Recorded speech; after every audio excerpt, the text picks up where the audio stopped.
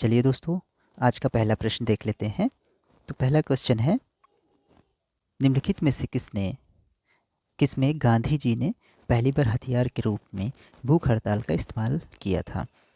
तो लिखा है पहला असहयोग आंदोलन, रॉलेट एक्ट, अहमदाबाद कारखाने की हड़ताल या बारदोली सत्याग्रह। जिसका सही उत्तर हो जाएगा सी, अहमदाबाद कारखाने की हड़ताल। आइए इसका जो व्याख्या है उसको देख लेते हैं। तो अहमदाबाद 1918 में मिल मालिकों और मज़दूरों में प्लेग के बोनस लेकर के किसमें मालिकों और मज़दूरों में प्लेग के बोनस को लेकर विवाद हो गया था, जिसमें गांधी जी ने 3 दिन तक अनशन किया। गांधी जी ने 3 दिन तक अनशन किया, जो कि भारत में उनकी प्रथम भूख हड़ताल थी। इसके बाद मालिकों को जो है इसमें मध्यस्थता करनी पड़ी, ठीक है, और फिर उनको बोनस देना पड़ा। अगला क्वेश्चन देख लेते हैं। निम्न में से किसने तीनों गोलमेज सम्मेलनों में भाग लिया? Sardar Patel, B R Ambedkar, M K Gandhi या जवाहरलाल नेहरू। तो इसका सही उत्तर हो जाएगा B option, B R Ambedkar. तो डॉक्टर भीमराव अम्बेडकर तीनों गोलमेज सम्मेलनों में भाग लेने वाले भारतीय प्रतिनिधि थे। एकमात्र ऐसे जो है भारतीय थे जिन्होंने तीनों गोलमेज सम्मेलनों में भाग लिया था, ठीक है, तीनों गोलमेज सम्मेलनों में भाग लिया था। अच्छा क्वेश्चन है, बार बार पूछा जाता है। अगला प्रश्न है, 1947 में बने नेहरू की सरकार के कानून मंत्री थे कौन? मोहम्मद अली जिन्ना, बलदेव सिंह, लियाकत अली खान या बी आर अम्बेडकर। तो इसका सही आंसर हो जाएगा डी, बी आर अम्बेडकर। व्याख्या देख लेते हैं। स्वतंत्र भारत 15 अगस्त 1947 के प्रथम विधि मंत्री कौन थे? डॉक्टर बी आर अम्बेडकर थे। इम्पॉर्टेंट है, याद भी रखेंगे इसको, नोट डाउन भी कर लीजिएगा। स्वतंत्रता के समय महात्मा गांधी की सलाह पर उन्हें केंद्रीय विधि मंत्री का पद संभालने का न्योता दिया गया। कभी कभी देखिए पूछ लेता है कि किसकी सलाह पर, तो यहाँ याद रखेंगे महात्मा गांधी की सलाह पर। इस भूमिका में उन्होंने संविधान के प्रारूप समिति के अध्यक्ष के रूप में काम किया, ठीक है। प्रारूप समिति का अध्यक्ष कौन था? तो डॉक्टर बी आर अम्बेडकर, ठीक है, ये भी याद रखेंगे। यहाँ से देखिए 3 क्वेश्चन हो गए, 1 ये, 2 ये, 3 ये, ठीक है। अगला प्रश्न देख लेते हैं। नेक्स्ट क्वेश्चन है, निम्न में से किसने भारतीय राष्ट्रवाद का पैगंबर तथा आधुनिक भारत का पिता कहा जाता है? तो राजा राममोहन राय, स्वामी विवेकानंद, महात्मा गांधी या जवाहरलाल नेहरू। इसका उत्तर हो जाएगा राजा राममोहन राय। इसकी व्याख्या देख लेते हैं। तो राजा राममोहन राय को भारतीय पुनर्जागरण का पिता, भारतीय राष्ट्रवाद का पैगंबर, अतीत और भविष्य के मध्य सेतु, भारतीय राष्ट्रवाद का जनक, आधुनिक भारत का पिता तथा प्रथम आधुनिक पुरुष तथा युगदूत भी कहा जाता है। ये सब फैक्ट है, याद रखेंगे। अच्छा क्वेश्चन है। अगला प्रश्न देख लेते हैं। 5वां, सर्वप्रथम किसने अपने लेखन के माध्यम से स्वराज की मांग उठाई? लेखन के माध्यम से, तो वो थे राजा राममोहन राय, रामकृष्ण परमहंस, स्वामी विवेकानंद या स्वामी दयानंद सरस्वती। तो सही उत्तर हो जाएगा स्वामी दयानंद सरस्वती। सर्वप्रथम दयानंद सरस्वती ने स्वराज शब्द का प्रयोग किया और हिंदी को राष्ट्रभाषा के रूप में स्वीकार किया, ठीक है, हिंदी को राष्ट्रभाषा के रूप में स्वीकार किया। उन्होंने ही सबसे पहले विदेशी वस्तुओं के बहिष्कार, सबसे पहले किसने विदेशी वस्तु का बहिष्कार किया और स्वदेशी अपनाने पर बल दिया था, ठीक है। ये भी क्वेश्चन पूछ सकता है, यहाँ से भी इम्पॉर्टेंट है। तो यहाँ से 1 2 3 ये सभी विचार भारतीय स्वतंत्रता आंदोलन के मुख्य अंग बने, याद रखेंगे, अच्छा फैक्ट है। अगला प्रश्न है, निम्न में से किस आधार पर स्वामी दयानंद सरस्वती ने सर्वोच्चता को निर्धारित करने का विरोध किया? कार्य, जन्म, गतिविधि या मनोविज्ञान। तो सही उत्तर हो जाएगा बी, यानी जन्म के आधार पर जो है सर्वोच्चता नहीं आंकी जानी चाहिए, ठीक है। तो दयानंद सरस्वती, स्वामी दयानंद सरस्वती, उनका मूल शंकर नाम था। 7 अप्रैल 1875 को बम्बई में आर्य समाज की स्थापना की। तो ये भी याद रखेंगे, आर्य समाज के संस्थापक कौन? तो दयानंद सरस्वती, जिसका मुख्य उद्देश्य प्राचीन वैदिक धर्म की शुद्धता के रूप से पुनः स्थापित करना। जन्म के आधार पर स्वामी दयानंद सरस्वती ने जो है सर्वोच्चता को निर्धारित करने का विरोध किया। 2 फैक्ट यहाँ से वही हैं, एक ये कि आर्य समाज संस्थापक कौन और दूसरा ये जो अभी आपने देखा। अगला प्रश्न देख लेते हैं। सर्वप्रथम 1857 के विद्रोह को भारत का प्रथम स्वतंत्रता संग्राम किसने कहा? वी.डी. सावरकर, आर.सी. मजूमदार, बिपिन चंद्र या सर जॉन लॉरेंस? तो इसका सही उत्तर हो जाएगा ए, वी.डी. सावरकर। वी.डी. सावरकर ने अपनी पुस्तक the Indian war of independence 1857 इस विद्रोह को सुनियोजित, ठीक है, ये जो विद्रोह था उसको सुनियोजित स्वतंत्रता संग्राम की संज्ञा दी। उन्होंने इसे स्वतंत्रता की पहली लड़ाई कहा था। किसने? वी.डी. सावरकर ने। याद रखेंगे, फैक्ट है। अगला क्वेश्चन है, निम्न में से किस कानून के द्वारा ईस्ट इंडिया कंपनी को सत्ता ब्रिटिश साम्राज्य को हस्तांतरित कर दी गई?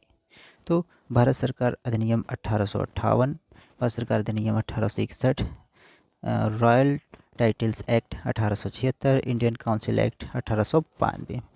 तो 1600 से जो है ईस्ट इंडिया कंपनी ने अपने पांव पसारे थे भारत में, ठीक है। इसके बाद भारत सरकार अधिनियम 1858 के तहत उन्होंने अपनी सत्ता जो है साम्राज्य को, ब्रिटिश साम्राज्य को हस्तांतरित कर ली, मतलब कि ब्रिटिश साम्राज्य को अपनी सत्ता दे दी, अपना जो भी अधिकार था वो ब्रिटिश साम्राज्य को दे दिया। तो ऑप्शन ए ठीक हो गया। भारत सरकार अधिनियम 1858 के द्वारा भारत का शासन ब्रिटिश साम्राज्य को हस्तांतरित कर दिया गया।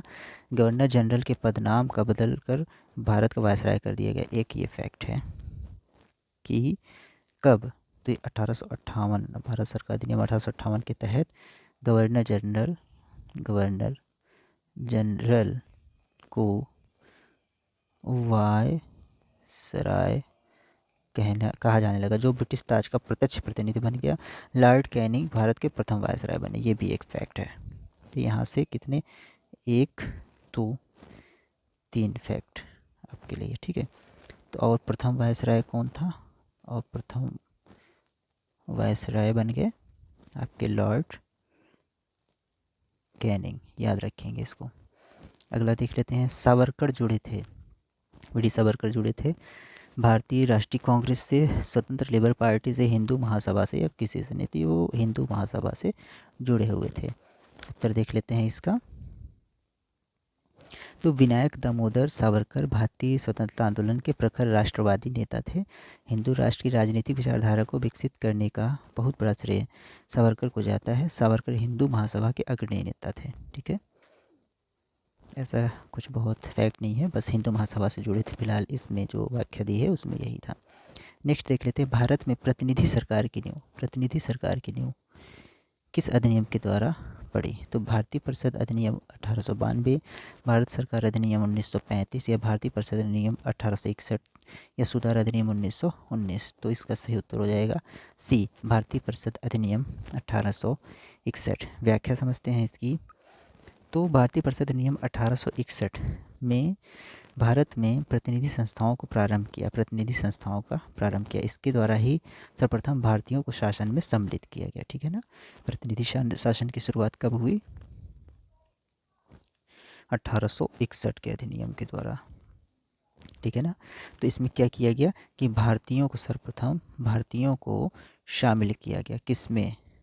जो ईस्ट इंडिया की कंपनी थी, उनके जो गवर्निंग बॉडी थी उसमें, है ना। और इसके महत्वपूर्ण तथ्य कौन कौन से हैं? वर्ष 1861 का अधिनियम भारतीय संवैधानिक विकास में महत्वपूर्ण स्थान रखता है। इस अधिनियम ने विधि बनाने का कार्य भारतीयों के सहयोग का प्रारंभ किया, मतलब अब भारतीय भी इसमें सहयोग करने लगे, याद रखेंगे। इस अधिनियम ने प्रांतीय विधानसभाओं को विधि बनाने का अधिकार दिया। जो प्रांत की विधानसभाएं थी, मतलब जो प्रांत की जो शासन प्रक्रिया थी उसमें जो है उन्हें विधि बनाने का अधिकार दिया। लोकल लेवल पर जो है उनको विधि बनाने का अधिकार दिया, जिसमें प्रांतीय स्वायत्तता की नींव पड़ी। अगला क्वेश्चन देखते हैं। जब वर्नाक्यूलर प्रेस एक्ट पारित किया गया तब भारत का गवर्नर जनरल कौन था? Lord Curzon, Lord Macaulay, Lord Irwin या लॉर्ड लिटन? तो इसका सही उत्तर हो जाएगा लॉर्ड लिटन, ठीक है। तो लॉर्ड रिपन 1882 में वर्नाकुलर प्रेस एक्ट अथवा देसी भाषा प्रेस अधिनियम को रद्द कर दिया और भारतीय भाषाओं के समाचार पत्रों को अंग्रेजी भाषा के समाचार पत्रों के समान ही स्वतंत्रता दे दी। ठीक है, वर्नाकुलर एक्ट प्रेस जो था उसमें क्या था कि इसके तहत जो है इसको समाप्त करके जो है सभी भाषाओं में, मतलब अपने जो भी देसी भाषा थे उसमें भी समाचार पत्रों को प्रकाशित करने की स्वतंत्रता दे दी। किसने? लॉर्ड रिपन ने। ज्ञातव्य हो कि vernacular press act lord Lytton 1878 तत्कालीन गवर्नर जनरल जो थे उनके कार्यकाल में पारित हुआ था। इस अधिनियम को मुंह बंद करने वाला अधिनियम कहा गया। एक ये फैक्ट है यहाँ से कि मुंह बंद करने वाला अधिनियम किसको कहा गया, तो ये था वर्नाकुलर प्रेस एक्ट। और कब हुआ तो इसको थोड़ा सा याद रख लेंगे, तो ये 1878 में लिटन के समय, लॉर्ड लिटन के समय पारित हुआ। ठीक है, और इसके बाद 1882 में रिपन के समय जो है ये रद्द हुआ। क्या चीज़ था ये? वर्नाकुलर प्रेस एक्ट याद रखेंगे इसको इस तरीके से, इम्पॉर्टेंट है, पूछ लेगा वर्नाकुलर एक्ट कब पारित हुआ, कि कौन पारित, मतलब किसके समय पारित हुआ, तो लॉर्ड रिपन की जगह जो है 1878 में। और किसने इसको ख़त्म किया या किसके समय ख़त्म हुआ, तो 1882 में रिपन के समय। ठीक, अगला देख लेते हैं। किसका काल भारतीय राष्ट्रवाद का बीजांकुरण काल कहा जाता है, तो लॉर्ड विलियम बेंटिंग या लॉर्ड रिपन या लॉर्ड लिटन या लॉर्ड कर्जन। तो लॉर्ड लिटन के समय के काल को भारतीय राष्ट्रवाद का बीजांकुरण कहा जाता है। ठीक है ना, तो इसका व्याख्या है, लॉर्ड लिटन की दमनकारी नीतियों ने भारतीयों को राष्ट्रीयकरण के एकजुट होने के लिए प्रोत्साहित किया। क्या है, लिटन जो है, जो दमनकारी नीतियाँ थी उसके कारण क्या थे, सभी भारतीय आपस में एकत्रित होने लगे, एकजुट होने लगे। आईसीएस के लिए लिटन ने भारतीयों की न्यूनतम आयु 21 वर्ष से घटाकर 19 वर्ष कर दिया, जो भारतीयों की मांग के विपरीत थी। मतलब भारतीय नहीं चाहते थे कि जो अभी इस समय फ़िलहाल यूपीएससी परीक्षा जिसको हम कहते हैं, उस समय आईसीएस कहलाता था, तो उसमें उन्होंने क्या किया, 21 वर्ष से 19 वर्ष कर दिया आयु घटाकर, कि अब जो 19 वर्ष के रहेंगे वो दे सकेंगे। तो ये जो है भारतीय इसके लिए इसके विरोध में थे। तो 1878 के वर्नाकुलर प्रेस एक्ट में एवं 1878 के शस्त्र अधिनियम ने भारतीयों के दमन को प्रभावी किया।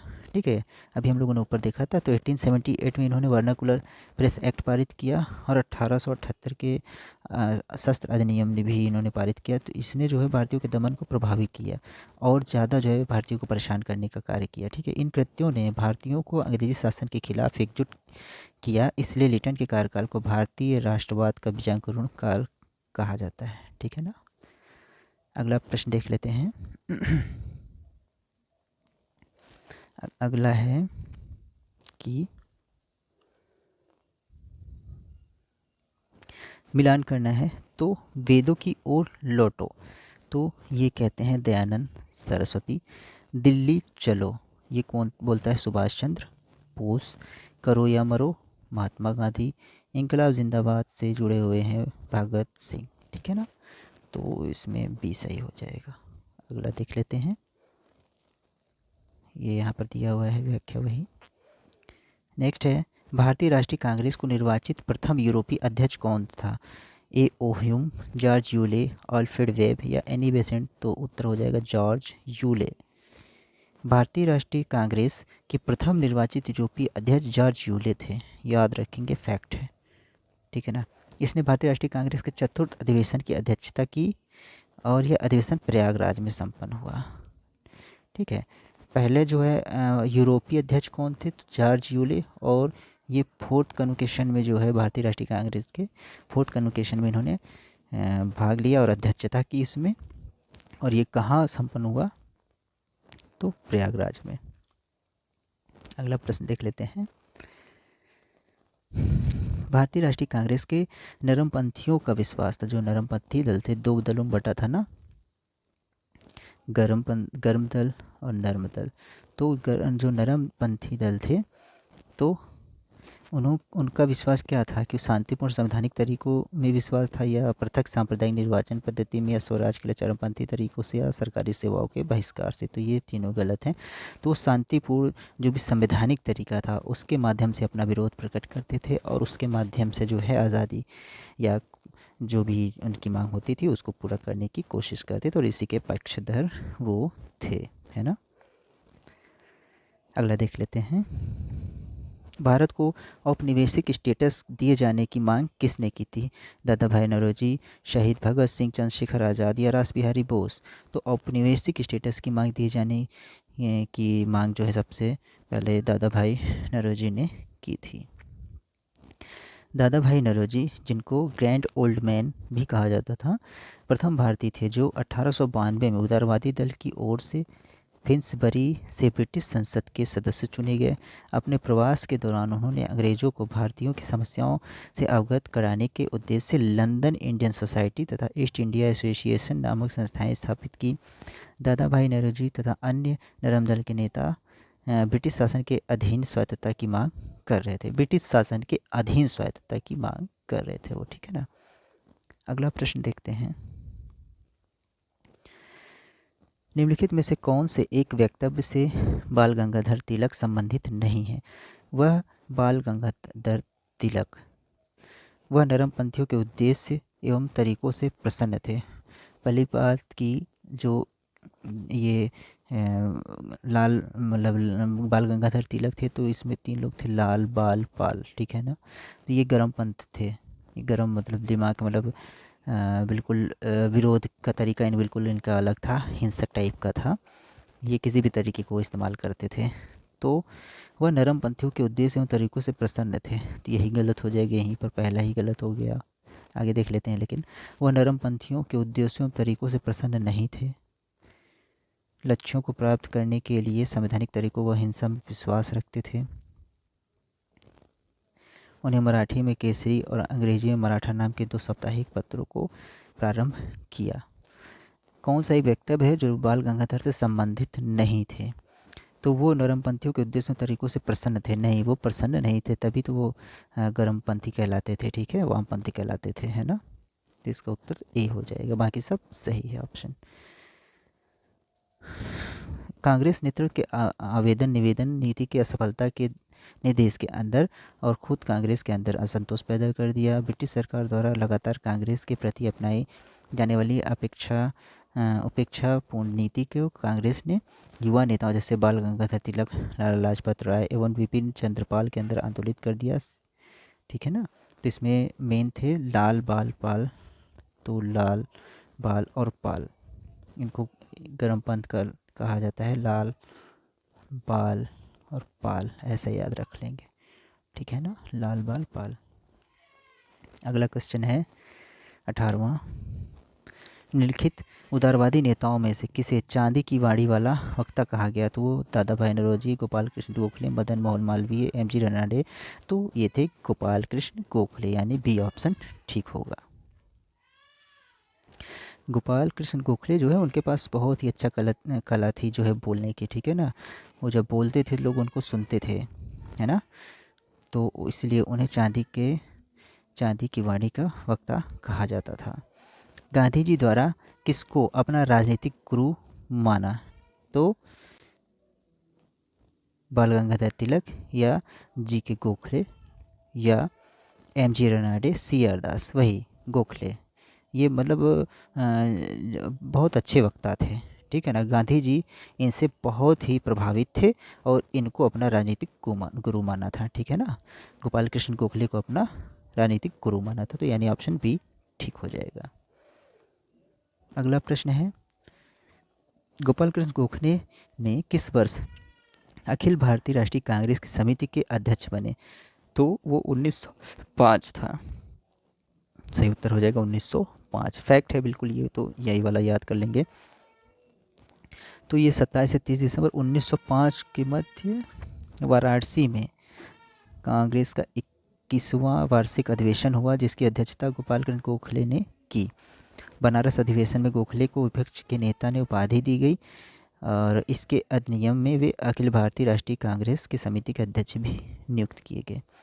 ये विपक्ष के नेता की उपाधि भी इनको दी गई। ठीक है ना। अगला क्वेश्चन देख लेते हैं। स्वदेशी आंदोलन प्रारंभ किया गया था कब? 1905 में बंगाल विभाजन के विरोध में, बिल्कुल सही है। 1907 में कांग्रेस के विभाजन के उपरांत नहीं। लखनऊ अधिवेशन के उपरांत नहीं। राष्ट्रीय आंदोलन में महात्मा गांधी के प्रवेश नहीं। तो पहला ऑप्शन ए ठीक है ना। देख लेते हैं इसकी व्याख्या। कर्जन ने 1905 को बंगाल विभाजन की घोषणा की। अब ये याद रखेंगे, यहाँ से एक फैक्ट निकल के आता है कि उस समय कौन था गवर्नर जनरल, तो कर्जन थे, जिसके परिणामस्वरूप 7 अगस्त 1905 को कलकत्ता के टाउन हॉल्स में स्वदेशी आंदोलन की घोषणा की गई। जब बंगाल विभाजन की बात हुई 1905 को कर्जन के द्वारा, तब वहाँ पर क्या किया गया कि स्वदेशी टाउन हॉल में स्वदेशी आंदोलन की घोषणा की गई। इस बैठक में ऐतिहासिक बहिष्कार प्रस्ताव पारित हुआ। स्वदेशी आंदोलन के समय आंदोलन के प्रति जन समर्थन एकत्र करने के उद्देश्य से अश्विनी कुमार दत्त ने स्वदेश बांधव समिति की स्थापना की। तिलक, लाल लाजपत राय, अरविंद घोष ने पूरे देश में स्वदेशी बहिष्कार का प्रचार किया। 16 अक्टूबर 1905 को बंगाल विभाजन प्रभावी हो गया। ठीक है ना। अगला प्रश्न देखते हैं। बंगाल विभाजन के समय कौन सा आंदोलन प्रारंभ किया गया? खिलाफत, असहयोग, स्वदेशी, तो सबने अवज्ञा। तो ये स्वदेशी हो जाएगा। अभी हम लोगों ने पढ़ा, ठीक है ना, इम्पॉर्टेंट है, वो भी इम्पोर्टेंट था, उसके फैक्ट से ही देखिए निकल के आया है कि कौन सा आंदोलन प्रारंभ किया जब बंगाली का विभाजन हुआ 1905 में कर्जन के समय, तो स्वदेशी आंदोलन, है ना। नेक्स्ट क्वेश्चन है, बंगाली विभाजन का वास्तविक उद्देश्य क्या था? तो भारत के विभिन्न राष्ट्रवादियों के मध्य विभाजन करना, बंगाल में बढ़ती हुई राष्ट्रीयता की भावना को रोकना, या सुशासन के हित में एक अलग प्रशासकीय इकाई की स्थापना, या मुसलमानों को बृहद बहुमत को संतुष्ट करना। तो इसका सही उत्तर हो जाएगा बी, बंगाल में बढ़ती हुई जो राष्ट्रीयतावाद थी उसकी भावना को रोकना, कि लोग एकजुट हो रहे थे, एक हो रहे थे जो है, तो इससे क्या था, राष्ट्रवाद की भावना होगी, मतलब वो अपने जो मांगे हैं उसको मनवाना चाहते, धीरे धीरे वो स्वतंत्र होना चाहते थे, इसलिए बंगाल को विभाजन किया गया ताकि लोग आपस में बट जाएं। तो ऑप्शन बी सही हो जाएगा। नेक्स्ट, सन 1909 के एक्ट को दूसरे किस नाम से पुकारा जाता है? तो जो 1909 का एक्ट था उसको राज्य सुधार बिल, मार्लियामेंटो सुधार, या होम रूल बिल, या मॉन्टेग्यू बिल, तो मार्लियामेंटो सुधार, ठीक है, 1909 को, और मॉन्टेग्यू बिल 1919 को बोलते हैं। तो इसको देख लेंगे थोड़ा सा कि नवंबर 1906 में लॉर्ड कर्जन के स्थान पर लॉर्ड मिंटो को भारत का वायसराय नियुक्त किया गया। लॉर्ड मिंटो को जी है, जॉन मार्ले को भारत का राज सचिव नियुक्त किया गया। जो मार्ले थे राज सचिव थे। भारतीय परिषद अधिनियम 1909 के तहत भारत के वायसराय लॉर्ड मिंटो भारत के सेक्रेटरी जॉन मार्ले के विचारों से सहमत थे। इनके द्वारा किए गए सुधारों को मार्ले मिंटो सुधार भी कहा जाता है। तो इनके सुधारों के जो महत्वपूर्ण बिंदु थे वो ये थे, मार्ले उदारवादी विचारों के व्यक्ति थे, भारतीय प्रशासन में सुधारों के समर्थक थे, है ना। तो मार्ले मिंटो जो सुधार था उसमें तमाम खासियतों के बावजूद भारतीयों की आकांक्षाओं पर खरा नहीं उतर सका, क्योंकि भारतीयों की मांग थी एक उत्तरदायित्व सरकार की स्थापना की जो पूर्ण नहीं हो सकी। मार्ले मिंटो सुधार एक बहुत ही बड़ी कमी थी, मुसलमानों को अलग से प्रतिनिधि देना, ठीक है। इन्होंने क्या किया था, जो मुस्लिम थे उनको अलग से प्रतिनिधित्व दे दिया था। इससे जो भारतीय थे वो असंतुष्ट हो गए, है ना। जो भारतीय राजनीति में एक कैंसर की तरह आई और अखंड भारत को नष्ट कर 3 राज्यों में विभक्त कर दिया। क्या था कि एक्चुअली अंग्रेज़ों का जो था ये क्राइटेरिया ही था कि इनको मतलब कैसे तोड़ना, ठीक है, करके। तो उस हिसाब में उन्होंने क्या किया था, मुसलमानों को पृथक निर्वाचन या प्रतिनिधित्व की जो है कार्य किया, प्रतिनिधित्व देने का कार्य शुरू किया। बंगाल विभाजन कब रद्द किया? 1909, 1910, 11, 12। तो उत्तर सही हो जाएगा 1911, 1911, ठीक है ना, याद रखेंगे। देख लेते हैं इसकी व्याख्या। दिसंबर 1911 में ब्रिटिश सम्राट जॉर्ज पंचम और महारानी मैरी के भारत आगमन पर उनके स्वागत हेतु दिल्ली में एक दरबार का आयोजन किया गया। दिल्ली दरबार में ही 12 दिसंबर 1911 को सम्राट ने बंगाल का विभाजन रद्द किया। साथ ही कलकत्ता की जगह दिल्ली को भारत की नई राजधानी बनाए जाने की घोषणा की। ये एक फैक्ट है इम्पॉर्टेंट। और घोषणा के अनुसार बंगाल को एक नए प्रांत के रूप में पुनर्गठित किया? उड़ीसा तथा बिहार को इससे अलग कर दिया। तो ये था आज का प्रश्न।